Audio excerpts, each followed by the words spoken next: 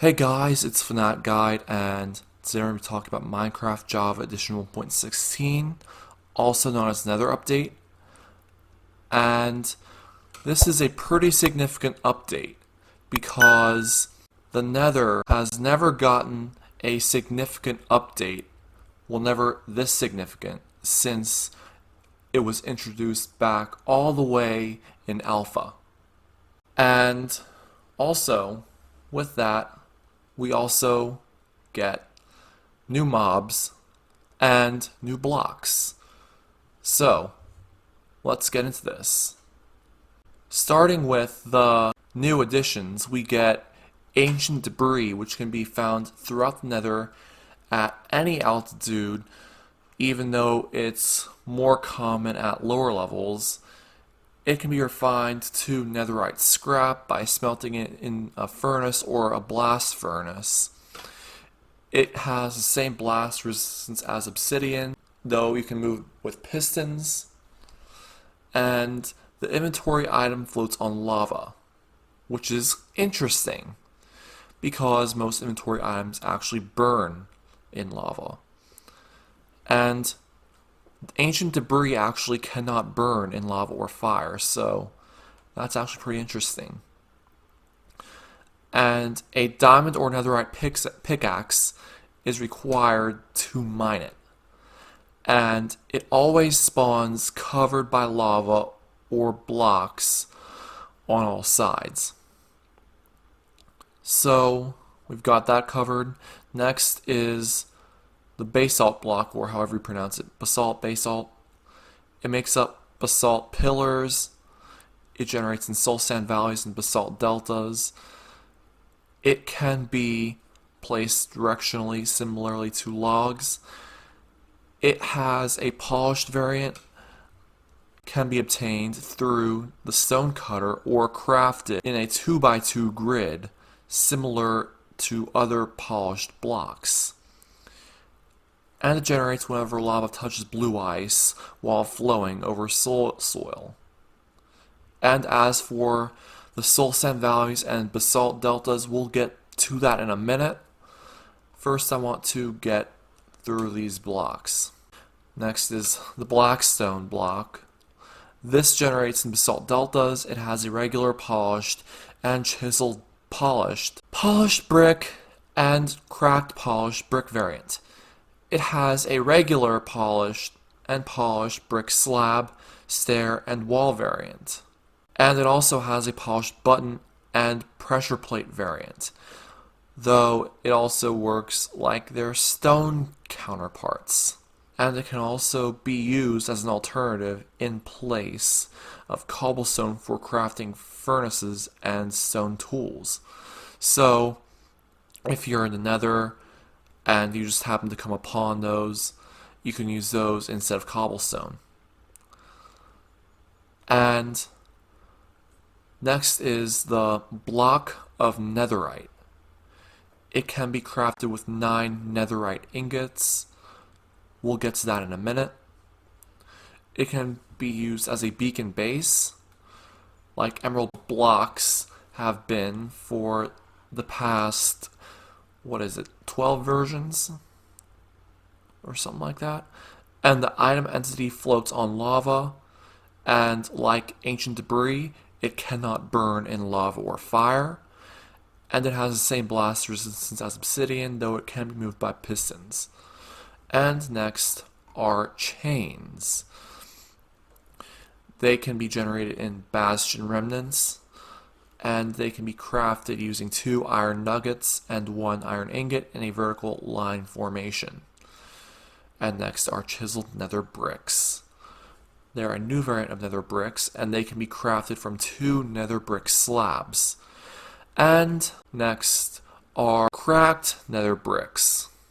So they must have aged some. They are a new variant of nether bricks, and they're obtained by smelting nether bricks in a furnace. And so the furnace must have aged them some. Next are the crimson and warped fungi. They generate in crimson warped forests. They can be placed on dirt, coarse dirt, farmland, podzol, nylium, soul soil, and grass blocks, and can also be placed in flower pots. Bone meal can be used on fungi to grow into the respective huge fungi when placed on the same type of nylium. Unlike mushrooms, fungi do not spread over time, and these fungi can be used in composters. Next, we go to crimson and warped nylium. These resemble grass blocks, and they can be spread to netherrack by using bone meal on a netherrack block next to a nylium block. They can be right-clicked with bone meal to generate roots, nether sprouts, and fungi. They drop netherrack unless they're broken with silk touch, in which case they drop themselves, obviously, because with silk touch they drop whichever block you break. Next is the crimson warped planks. They are wooden planks that do not burn, and they are crafted from the respective stem, and they can be used to craft respective slabs, stairs, fences, fence gates, pressure plates, signs, buttons, doors, and trapdoors, just like regular wooden planks. And they cannot be used as furnace fuel since they cannot burn, which is the complete opposite of what wooden planks can do. Next are crimson and warped roots. They are foliage that generates in both crimson warped forest biomes, as well as soul sand valleys. They can be placed into flower pots, and they can also be placed in composters. And next are crimson warped stems. These are blocks that comprise the trunks of huge fungi. They have animated textures. They have a top texture similar to that of a regular log block. They can be placed directionally similarly to logs. They don't burn, and they have respective stripped variants. And next we go on to crying obsidian. They are used to craft respawn anchors. We'll get to that in a minute. They can be found in ruined portals and bastion remnant loot chests. They can be obtained by bartering with piglins, which we'll get to that in a minute as well. They have a light level of 10. They emit purple particles resembling tears, which is why they're named crying obsidian. And they have the same blast resistance as obsidian. And the programmer art texture is the old texture of obsidian, dating all the way back to 2011. Next, we go to gilded blackstone, which is a variant of gold ore found in the bastion remnants. They are a new variant of blackstone, and this has a chance to drop golden nuggets when mined with a pickaxe. And something to know, a normal pickaxe has a 10% chance to drop golden nuggets from this, and with the fortune enchantment, this increases the chances of dropping golden nuggets. If you have the fortune 1 enchantment, it increases it to 14.29%, or 1/7 chance of it dropping golden nuggets. Or fortune 2 enchantment, that increases 25% chance. Or a fortune 3 enchantment, there's a guaranteed drop, or 100% chance. If you have the silk touch enchantment, it'll always drop the ore or the block itself, but if it doesn't drop golden nuggets, then it'll just drop itself. Then there's the hyphae. I don't know how the hell you pronounce that, but we'll just go with hyphae. Let me know if that's the correct pronunciation. And that's a variant of stems with the bark on all 6 sides. And it also has a stripped variant. Now we move on to lodestone. And this is crafted with a netherite ingot and chiseled stone bricks. And using a compass on one creates a lodestone compass, which points to that lodestone block. Its functionality applies in all dimensions. And nether gold ore, that's the next block we're going to cover. This is a variant of gold ore found in nether. It drops 2 to 6 gold nuggets when mined, and this is affected by fortune, the fortune enchantment, the same way other ores are, for a maximum possible drop of 24 golden nuggets with fortune 3. Nether gold ore obtained with silk touch can still be smelted into a single golden ingot, and it can be mined with any pickaxe. And it also drops experience orbs. And next we move on to nether sprouts. It is foliage that generates in warped forests. We'll get to that in a minute. And it resembles grass from the overworld. This requires shears to be obtained, and it can also be used in composters. Now we move on to quartz bricks. And this can be crafted from 4 quartz blocks, and it can be used as a decorative block as well. And now we move on to the respawn anchor, which can be crafted with 6 crying obsidian and 3 glowstone. It can be used to set your spawn points in the nether using glowstone as its charges. And a maximum of 4 charges can be set at once, and 1 charge is depleted with each respawn. And redstone comparators can track how much it is charged, and it emits a slight amount of light, which gets stronger for each charge added. Using it in the end or the overworld causes it to explode and set fire to the surrounding blocks, similar to beds in nether or end. It can be charged using a dispenser as well, and the portal animation on the top texture is inverted from the nether portal texture. And it has an advancement called Not Quite 9 Lives. To complete it, you must charge up a respawn anchor all the way. We'll get to that in a minute. And next we move on to the shroom light. It emits a light level of 15, similar to glowstone. It can be mined with any tool, but hoes are the most effective. It can generate as part of huge fungi. And next we move on to soul campfire, which is a soul variant of the normal campfire, and it has a blue flame instead of orange. And it gives off a light level of 10, which the normal campfire gives off 15. Hay bales can increase the smoke particle height as well. And it does the same amount of damage as a regular campfire, though it has to be crafted with soul sand or soul soil, but not coal. And piglins are repelled by soul campfires. We'll talk about piglins in a minute. Just hold on. Next we move on to soul fire, which is a blue variant of fire, and it's firelit on soul sand or soul soil, which turns into soul fire regardless of dimension, and it burns forever, similarly to netherrack and magma blocks, and it generates naturally in the soul sand valley biome in the nether. It deals damage at a rate of 2 hearts per second, as opposed to 1/2 heart per second of regular fire, and it does not extinguish when in the rain. And next we move on to soul lanterns. It gives off a light level of 10, which is the same as that of soul campfires, and it's crafted similarly to a normal lantern using a soul torch instead of normal torch, and it has an animated texture just like its overworld counterpart. Next we move on to the soul torch, which gives off a light level of 10.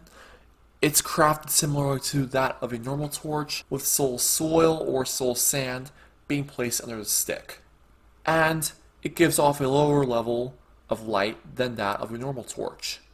And we move on to soul soil. I've mentioned this a lot in the video or podcast or however you're listening to this or watching this. And this generates in the soul sand valley along conventional soul sand. And fire lit on soul soil is blue, and it's called soul fire, as I just went over just now. And the player does not sink, unlike soul sand, and it's not slowed when walking in soul soil, and it's considered a full block, unlike soul sand. And like soul sand, it can be used to summon the wither. And now we move on to the target. It is a redstone component that can be activated by shooting projectiles into it. The signal is stronger depending on how close the projectile is to the center of the block, and the signal strength goes up to 15 like redstone dust. And it can be crafted using a hay bale and 4 redstone dust. It can be mined with any tool, but hoes are the most effective. And it does not need a redstone comparator to send a signal strength. And we move on to Twisted Vines. This is generated in Warped Forests. It's placed on top of a block and grows upward like kelp. It can be climbed like normal vines, and the growth can be accelerated with bone meal, and it can be used in composters. And the Warped Wart Block is next. It is a variation of the Nether Wart Block, though it cannot be crafted. It generates as a part of huge warped fungi, and it sometimes generates in the ground, replacing the warped Nylium in the Warped Forest biome. And it can be used in composters. Next, we move on to Weeping Vines. They generate in the Crimson Forest. We'll get to that in a minute. It is placed on the bottom of a block and grows downward. They can be climbed like other vines, and like twisting vines, the growth can be accelerated with bone meal, and they can be used in composters. Now that we're done with blocks, we now move on to items. Now, let's cover the lodestone compass. They're created by right-clicking a lodestone with a compass. They'll point towards that lodestone. You can stack them. And entering another dimension other than the one containing the right-clicked lodestone will cause the compass to shake uncontrollably. Next we'll cover music discs. They have added the Pig Step music disc composed by Lena Raine, and they can be only found in Bastion Remnants. They have a red disc color instead of black, and when played in a jukebox, a redstone comparator will produce a strength of 13. Next, we move on to netherite armor. They can be upgraded using a smithing table with a netherite ingot and their respective diamond item. They do not burn in lava as a dropped item or when worn. And players equipping netherite armor can still take burning damage, and the dropped item will float in lava. They are tougher than diamond armor. You thought diamond armor was the toughest around? Take a good look, cause netherite armor is the new toughest armor around. And they have higher durability and enchantability than diamond, but not higher enchantability than gold. And now, move on to netherite axes, hoes, pickaxes, shovels, and swords. They are upgraded using a smithing table with netherite ingot and their respective diamond item.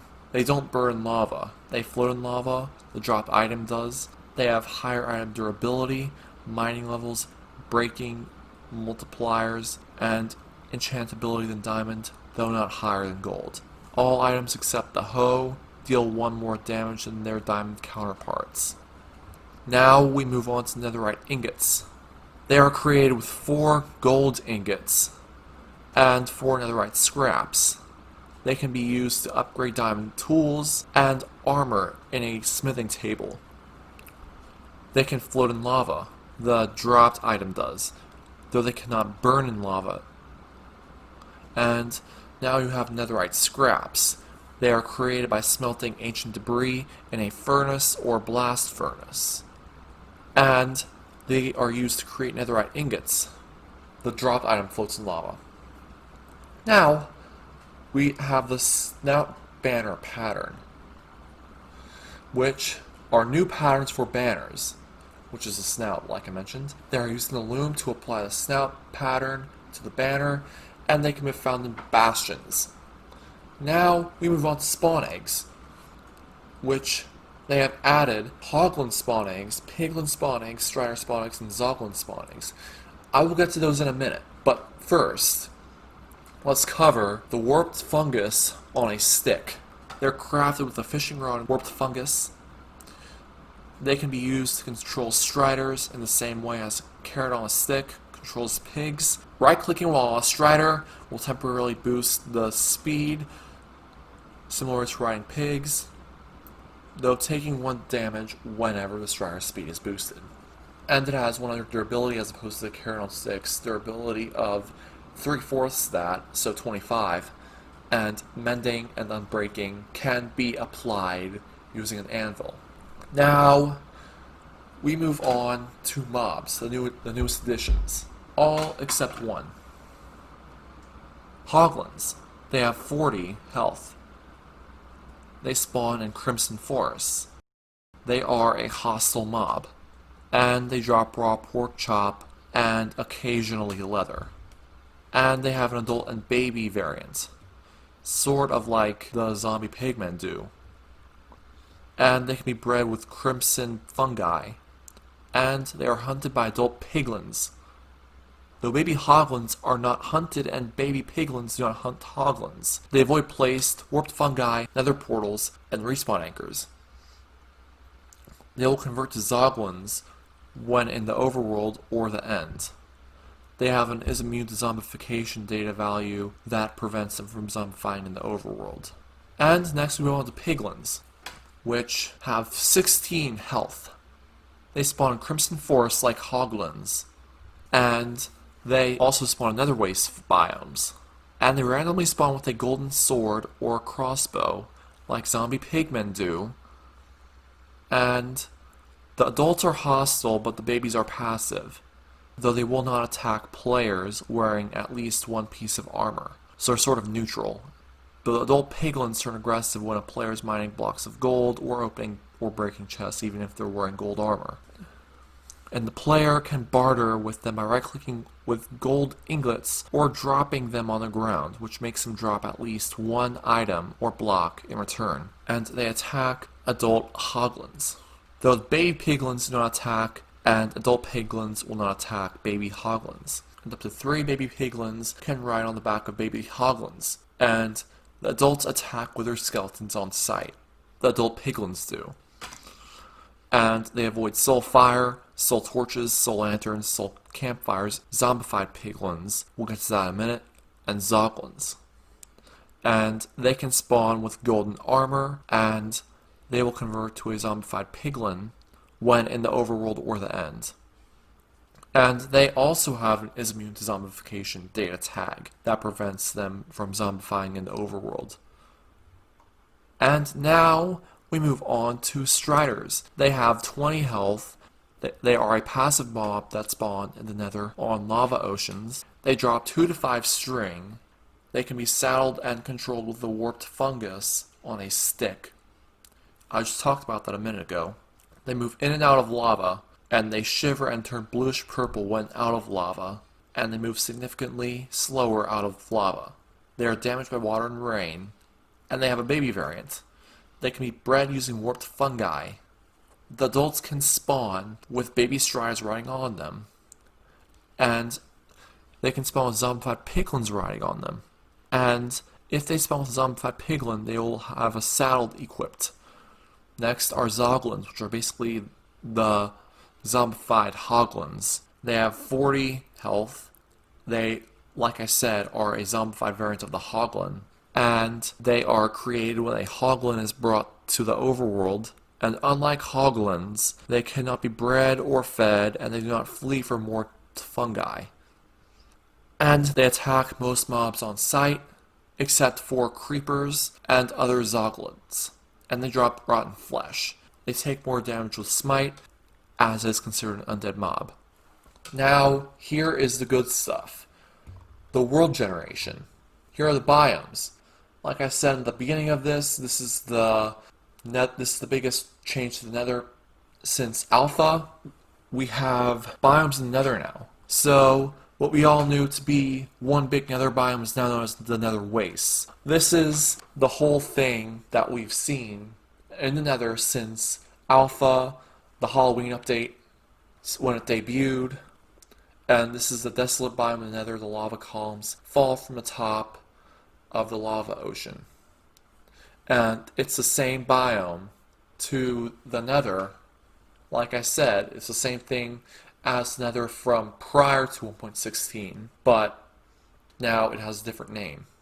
And now we move on to basalt deltas. They are a volcanic biome in the nether. They are filled with pillars of basalt, or basalt, and large areas of blackstone. The air is filled with a light gray ash-like particle.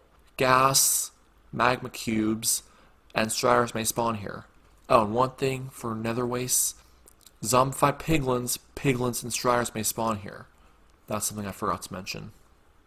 And crimson forests. A dense forest with huge crimson fungi.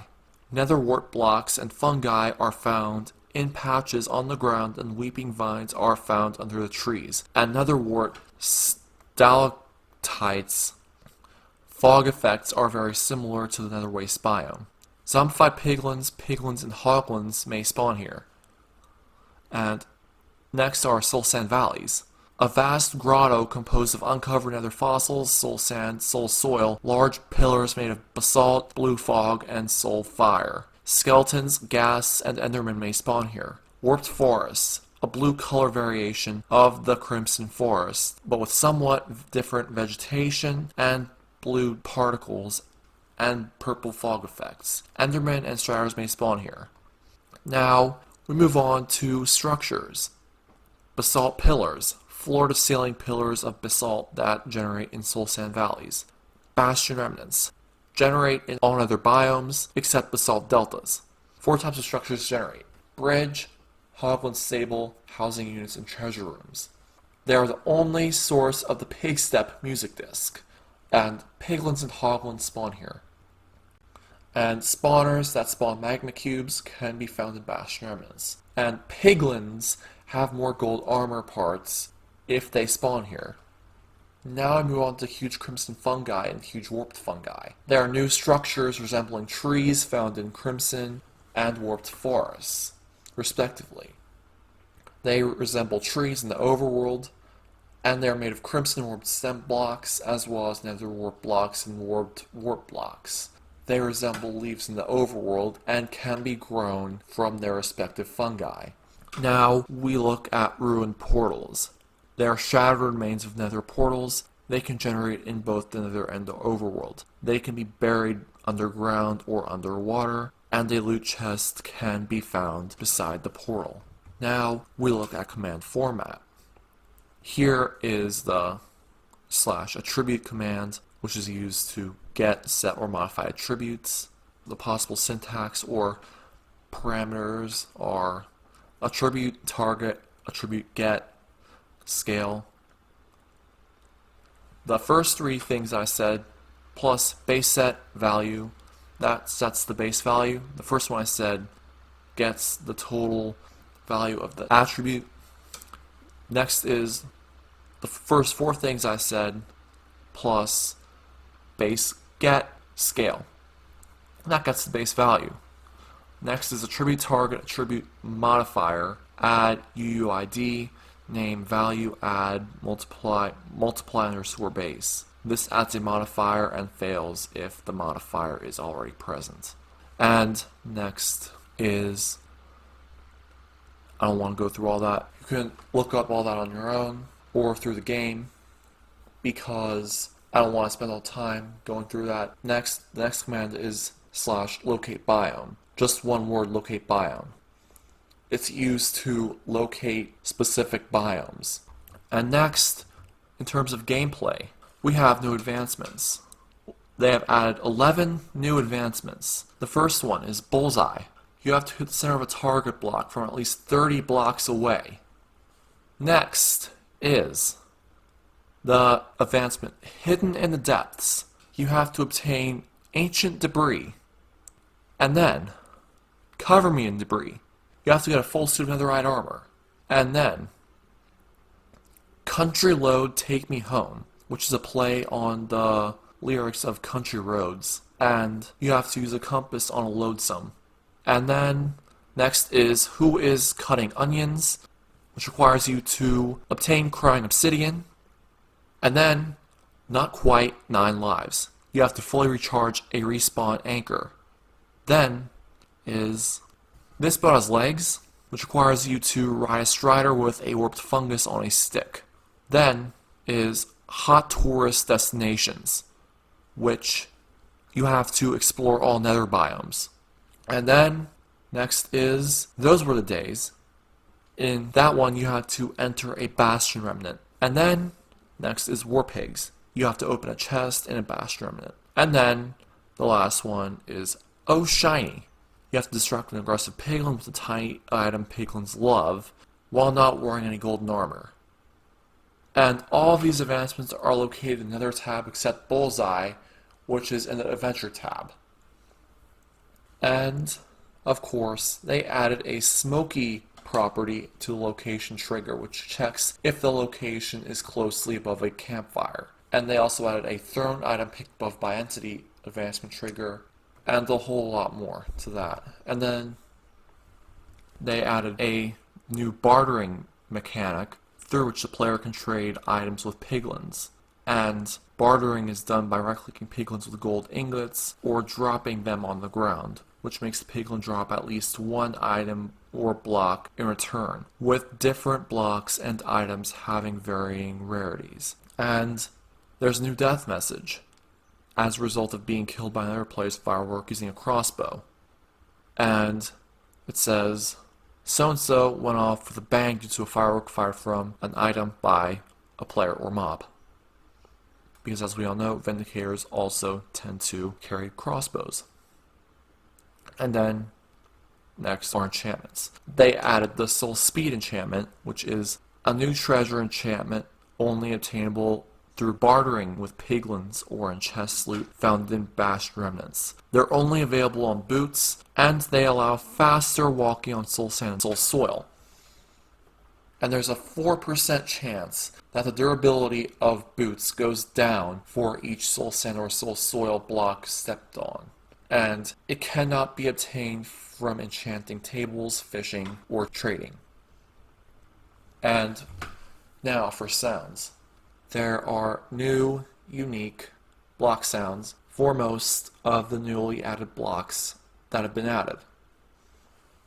Some blocks already in the game, such as netherrack, bone blocks, and nether brick sounds have been changed. And now statistics. They have added a statistic for distance you have ridden a strider. And now, for general changes, I'm not going to go over that because it's just like general changes like bug fixes and whatnot. Anyway, now we move on to the good stuff, which are changes. And now, for blocks, the bamboo sapling has been renamed to bamboo shoot. The beacons, they've changed that. Netherite blocks can be used as the base of a beacon, like I mentioned earlier, and netherite ingots can be used as fuel for a beacon. And now bells. They can now ring when hit by any type of projectile, and they can now follow the same placement rules as lanterns when being placed on other sides of blocks. As a result, they can now be hung from the bottom of the following blocks.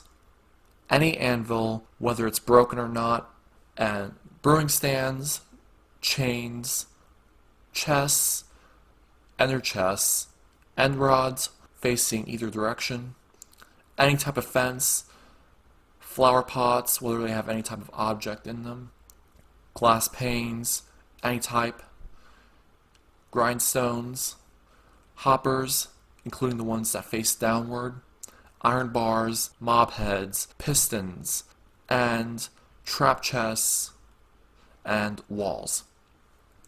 All types of walls. And of course, we can't stop without covering bone blocks. They generate as a part of nether fossils in soul sand valleys. They now have their own sound instead of using the default stone sound. And now, campfires. They can now be crafted using crimson and warped stems. They now ignite when hit by any burning projectile. They now drop food, being cooked when put out with a shovel or water bottle. And composters. They now allow for fungi, nether sprouts, netherwort blocks, roots, twisting vines, warped wart blocks, and weeping vines to be composted. Dispensers can now saddle pigs, striders, and tamed horses, donkeys, and mules. They can also now put horse armor on tamed horses. They can also now put carpets on tamed llamas, chests on tamed llamas, donkeys, and mules, and they can also shear mushrooms and snow golems. Now, fire has a proper hitbox of 1/16 of a block, and they cannot be put out by swords or tridents in creative mode, akin to other blocks and can be modified through the debug stick, and they now have loot tables. And now flowering pots have a bottom texture when empty, and furnaces can now be crafted with blackstone like I mentioned earlier, and breaking a furnace will now give the experience for the smelted things inside, and gravel and soul sand now generate in the new Soul Sand Valley biome, and of course jigsaw blocks can have one of 12 orientations. They added a new property, joint type, to describe if attached piece can be rotated or not aligned. MBT field target pool has been renamed to just pool. Attachment type has been split into name on parent block and target on child block. And they added a button into the GUI that generates a jigsaw structure that starts from the jigsaw block using a given generation depth, and they added a new keep jigsaw option that controls whether jigsaw blocks in the resulting structures. The resulting structure after using generate will remain jigsaw blocks or be replaced by their turns into block, and it defaults to on. And lava can now push entities, and they have a proper hitbox, and that makes flowing lava blocks not full blocks anymore. And now Netherrack uses bone meal on Netherrack. If you use bone meal on Netherrack adjacent to Nylium, that converts it into Nylium. If two Nylium blocks on different types are present, it chooses a type at random based on how many blocks of each type are around it. And now Nether wart blocks. The texture has been changed, and it generates as part of huge crimson fungi, and it sometimes generates in the ground, replacing the crimson Nylium in the crimson forest biome. And the texture has changed to match the texture in the Bedrock Edition variant of Minecraft, and it can now be used in composters. And of course, observers and redstone blocks can now allow the placing of ladders and tripwire hooks. And of course, pistons and sticky pistons have a hardness of 1.5 now. And pickaxes are more effective on pistons, and pistons can now support non-solid blocks on its top face without them popping off when the piston retracts. As an example, torches, levers, buttons, and purpur pillars have had their textures changed as well to match the texture in the Bedrock Edition. And now, redstone dust has a bottom texture, and the single redstone dust wire represents a cross. And right-clicking an isolated redstone toggles it between a cross and a dot. A dot of redstone does not power surrounding blocks, but a cross does. And redstone which is connected to anything is not toggleable. Redstone will provide power to blocks on sides it shows a visual connection to, and won't do so on those sides without a visual connection. A wire on top of a block which is redirected from below won't power the sides it's redirected to. Wires that redirect upwards to wires on non-conductive blocks used to only be redirected visually. Now, this redirection applies to their behavior as well. A wire that is redirected to go over a block will now always provide power to the block. This is most noticeable when the wire has signal strength 1. Redstone Dust's hitbox now better adjusts to its shape, and it now visually connects when traveling up soul sand. 8-layer snow stacks and the back of upside down stairs. And particles are now generated across the entire area of the redstone wire, though previously they only appeared at the center. And this now affects the particles to appear at the incorrect positions when millions of blocks away from the spawn point due to precision loss. And now we move on to smithing tables. They've added functionality, and it is used to upgrade diamond tables into their respective netherite variants. And with enchantments on a diamond item are preserved when upgrading to netherite. And now smokers can be crafted using crimson or warped planks. And smooth quartz has been renamed to smooth quartz block because, after all, it is a smooth quartz block. And now snow. We have to talk about that for a while. The buttons, doors, pressure plates, rails, redstone dust, and torches can be placed on a full block of snow layers. And now soul sand. If you place a rail on top, it no longer slows down minecarts. With buttons, doors, pressure plates, rails, redstone dust, and torches, you can now place all that on. And also, walking and running speed on soul sand can now be sped up if you wear soul speed boots. And now, structure blocks. They have expanded the minimum size per axis from 32 to 48 to accommodate the new Piglin Bastion remnants. Now TNT. They now ignite when hit by a burning projectile. Any burning projectile, no matter what it is. And now, vines now play a sound when being climbed. And walls. Walls in the middle of a row, have longer pillars when stacked vertically. Block state now uses none, low, and tall for east, west, north, and south directional values. They'll now connect to the bottom and sides of glass panes and iron bars. They will also now connect to the bottom of C-pixels. And they'll also now change into posts when pressure plates and banners are placed on them.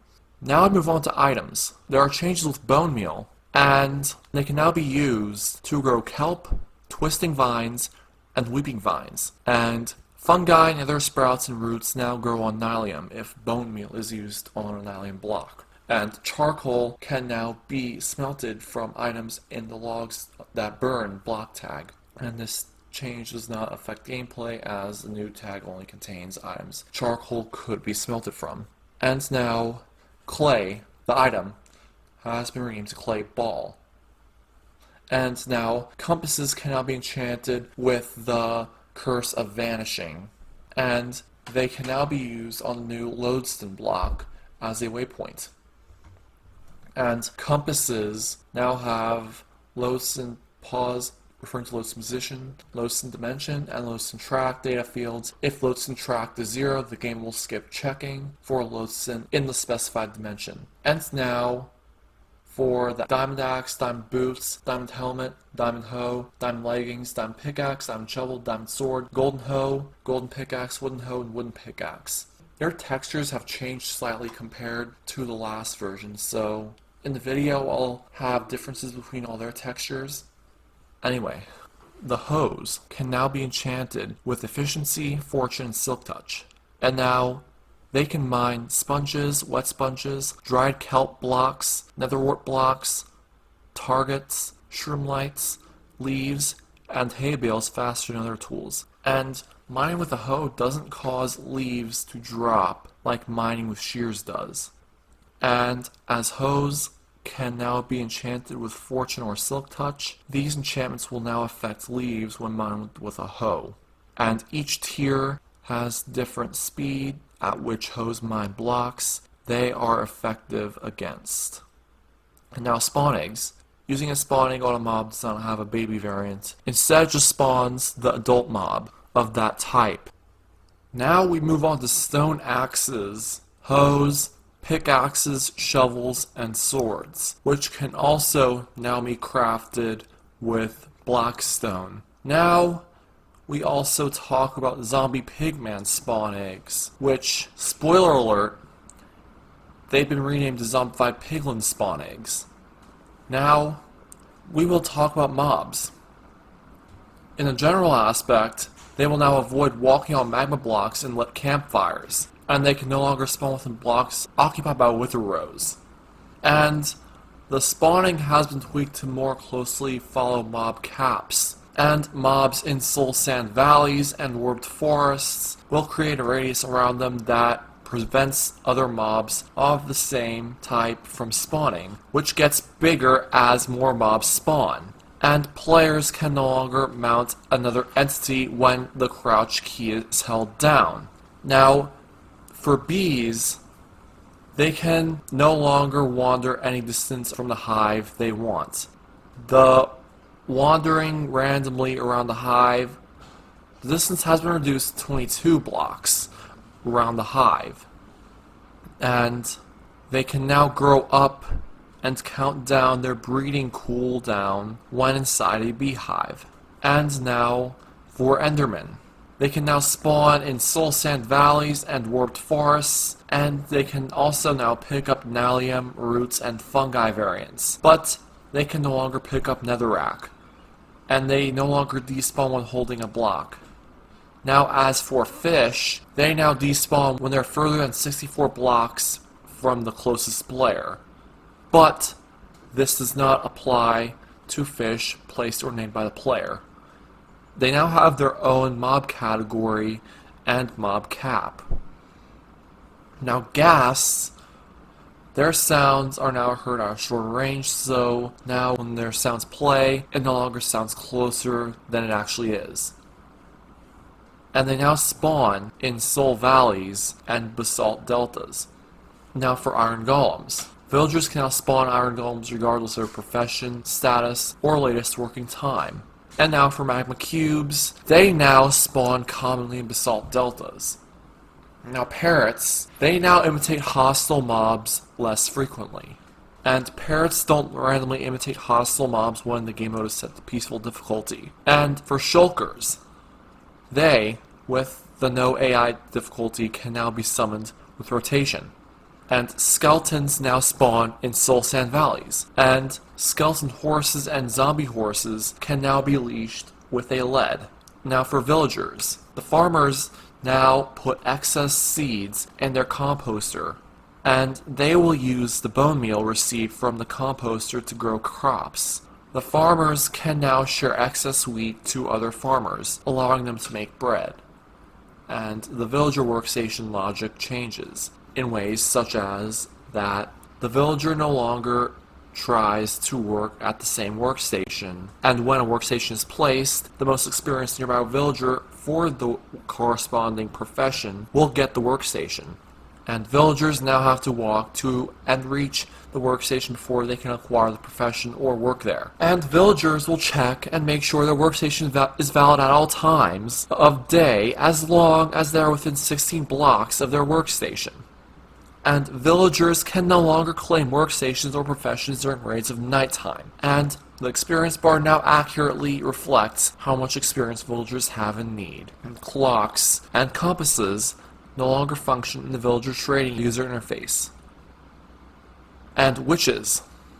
When a villager is struck by lightning, the witch it converts to will no longer despawn. Now, for withers. They can be summoned using soul soil as the base. I talked about this earlier in this. And wither skeletons can now attack piglins on sight. And now, for zombie pigmen, when I said spoiler alert, this is what I meant. They have been renamed to zombified piglins, and they have been given a new model and texture. I'll explain in the video. And they now spawn in Crimson Forests. And now, for non-mob entities, minecarts now check dismount position height against entity height. And item frames have two new data tags, invisible, which makes the frame invisible, and fixed, which prevents the item frame from breaking and the item inside from being removed. And of course, world generation, the ceiling, alongside mushrooms, huge crimson warped fungi can generate over y equals 128 in nether. And nether biomes, the old nether, like I mentioned earlier, is now called nether wastes. And structures, shipwrecks and ocean ruins are now less common, fossils will now no longer overlap desert temples, intersecting dungeons will no longer replace spawners with cobblestone, and fossils, ocean ruins, and dungeons will no longer overlap end portals. And now for world types, Buffet worlds can no longer be created from server.properties. Now for command format. The message shown when running an unknown or incomplete command has changed. The /clear command now works with items in the inventory crafting grid, and the /locate command can now be used to locate nether fossils and bastion remnants. And the structure names for that command are now specified in lowercase. Now for the /spawn point command. It now supports being run in any of the dimensions. Now for /spread players, they've added the ability to control the height. And lastly for the /summon command, they've now had the ability to put attributes to any mob you have to put the new attributes names. And now for gameplay. For advancements, the Serious Dedication advancement has changed. It now awards the player for obtaining Netherite hoe instead of completely using up a diamond hoe. And it changes the description of Sweet Dreams from changing your respawn point to sleeping in a bed to change your respawn point. And it changes the description of Not Today Thank You to deflect a projectile with a shield. It's a more general description, to be honest, because there's more than one projectile from just arrows and tridents. It's also the fireballs, that gas throw and whatnot. Anyway, let's move on. They've also changed the description of Ice Bucket Challenge to obtain a block of obsidian. That's more like it. Anyway, there's a lot more in there. For ambience, there are new mood detection algorithms for cave sounds. They aim to make ambient cave sounds play at more appropriate moments. And the player can check the percentage of the mood in the sounds info section in the debug screen. Now for death messages, they've changed player fell off a scaffolding to player fell off scaffolding. And they've added a new death message for being killed by an entity's wither skull projectile, which is player was shot by a entity's skull. Anyway, there's not much here that I need to go over besides that.